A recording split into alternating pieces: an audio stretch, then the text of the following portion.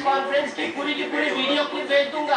बात नहीं की पटेरिया जी, मैं आपको उनके प्रेस कॉन्फ्रेंस की वीडियो क्लिप भेज दूंगा चैलेंज के साथ। जी जी धन्यवाद।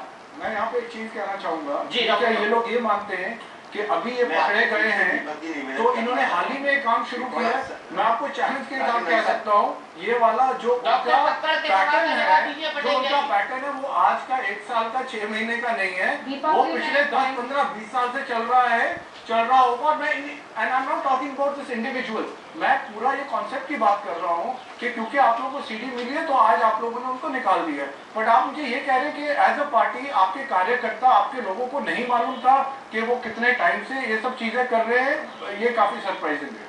शायना एनसी जी, आप जवाब देना चाहेंगी हमारे मनोवैज्ञानिक की इस बात का? जी बिल्कुल। जहाँ तक शिवराज सिंह चौहान हमारी सिसोदिया जी, शायना एनसी जी जवाब दे रही है। शायना एनसी जी कुछ कह रही है, आपके पास आता हूँ सिसोदिया जी। जी शायना जी। जी जी बोलिए। देखिए, जहां तक शिवराज सिंह जी चौहान की बात है तो उन्होंने राजनीतिक इच्छा शक्ति जो दिखानी थी वो पहले 24 घंटे में ही दिखाया। उन्होंने किसी को शील्ड नहीं किया। लेकिन मुझे लगता है कि ये मुद्दा से सबसे बड़ा मुद्दा जो ये उठता है कि समाज का खौफ क्यों नहीं है, जो राजनीति में है, क्या कोई भी पार्टी में हो, मदरना का केस हो, एनडी तिवारी का हो, अभिषेक मनु सिंघवी का हो, ये पर्टिकुलर केस हो, कि क्या हर एक नेता को ये लगता है कि उनका हक बनता है शोषण करना, और क्या उनको लगता है कि राजनीति में कोई उनका कुछ नहीं बिगाड़ सकता है, या फिर उनको क्या लगता है कि जनता नहीं देख रही है? तो मुझे लगता है ये बहुत ही डरावना परिस्थिति है जहां हमें ऐसा ऑलमोस्ट महसूस होता है कि लोग जो राजनीति में हैं उनको लगता है कि जनता ने तय करना है कि वो आएंगे दोबारा या नहीं। लेकिन मैं मानती हूं कि स्वाभाविक रूप से हर एक राजनीतिक पार्टी को ये बेंचमार्क सेट करना पड़ेगा जहां हम सोचें कि नहीं, एक बार ये कलम या दाग या आरोप है और साबित हुआ है तो कहीं उनको दोबारा एक पद ना मिले, उनको एक मौका ना मिले। और ये जो हम बात कर रहे हैं, मैं मानती हूँ कि ये डिबेट का जो सही मुद्दा ये है कि राजनीति में हम कैसे देखें कि हर एक व्यक्ति का चाल चरित्र हो, जहां हर एक व्यक्ति शायना जी, यही तो व्यक्ति है जिन्होंने आपकी पार्टी के चाल चरित्र और चेहरे को बनाया है मध्य प्रदेश में।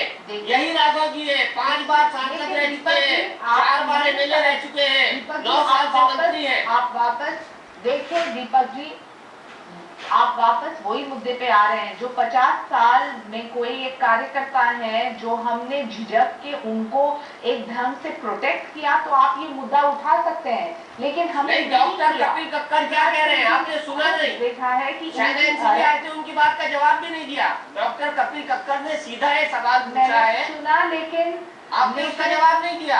आपने कहा कि 80 साल की उम्र है, एक रोज में थोड़ी करने लगे होंगे ऐसा। ये जवाब देना चाहती हूँ कि एक बहुत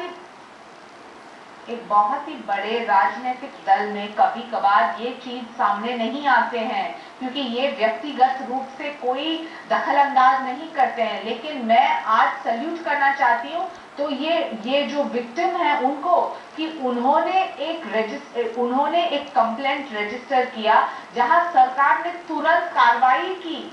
ये एक मिसाल है पूरे देश के लिए, क्योंकि आज गोपाल कांडा का केस आप देखिए या कोई और केस आप देखिए तो ऐसा लगता है कि the rich and powerful get away with murder, but that is not the case and that is not the case in any political party.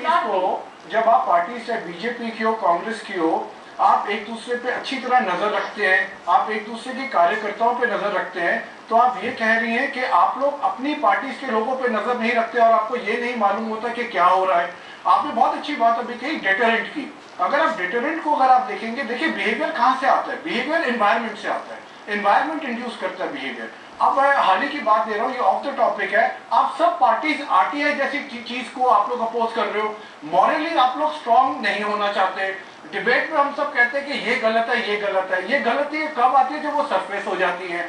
आपके यहाँ पे कांग्रेस बीजेपी दोनों के लोग कह रहे हैं 5% होता है, 20% होता है। मैं आपको दावे के साथ कह सकता हूँ, अगर आप रिसर्च करेंगे तो मेरे ख्याल से 80% लोग होगा ये वाली चीज जो आप 5, 10, 15, 20% में सिमट के रह रही है। चलिए तो हाँ जी। चलिए इस बहस को आगे बढ़ाता हूँ। डॉक्टर कपिल कंकल, आपको लगता है कि शायद ऐसे लोगों का नंबर समाज में और ज्यादा हो? मैं सिर्फ राजनीति की बात नहीं करता, मैं यहाँ समाज को जोड़ देता हूँ। बिल्कुल। लेकिन सिसोदिया साहब मेरे साथ मैं डॉक्टर साहब की बात पे एक रिक्वेस्ट करना चाह रहा हूँ। हाँ बोलिए बोलिए सिसोदिया जी, मेरे पास 2 सीधे सवाल है आपके लिए। उसके बाद मेरे पास 2 सीधे सवाल है आपके लिए, बताइए आप। हाँ, मैं डॉक्टर साहब की बात पे मैं डॉक्टर साहब की बात पे कहना चाहता हूँ कि डॉक्टर साहब, मैं भी साइकोलॉजी का स्टूडेंट हूँ। डॉक्टर साहब, जो आप विषय कह रहे हो ना कि पहले क्यों नहीं सुधारा जाता, ये फैमिली में संभव है। पॉलिटिकल पार्टी में कोई भी बात तथ्यों के और प्रमाण के आधार पर करना पड़ती है। बिल्कुल ठीक और है। इसलिए जब तक कोई प्रमाण नहीं हो तब तक आप किसी के बारे में अंदाज से नहीं कह सकते कि आज ये हुआ तो 25 साल पहले उनके हुआ होगा।